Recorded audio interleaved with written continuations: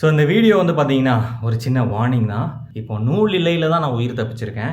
என்ன பிரச்சனைன்னு சொல்லி கேட்டிங்கன்னா, செஸ்ட் பிரஸ் பண்ணிட்டு இருந்தேன். அப்போ நம்ம காடுகள்ல வாங்குன இந்த டம்பிள் இருக்கு இல்லையா?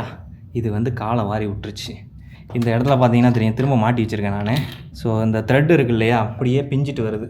என்னாச்சு அப்படின்னா, நான் ஃபுல்லாக டைட் பண்ணிட்டு தான் ஒர்க் அவுட் பண்ண ஸ்டார்ட் பண்ணேன்.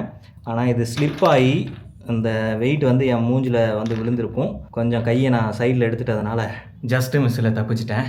இதுக்கு தான் குவாலிட்டி ரொம்ப முக்கியம்னு சொல்லுவாங்க.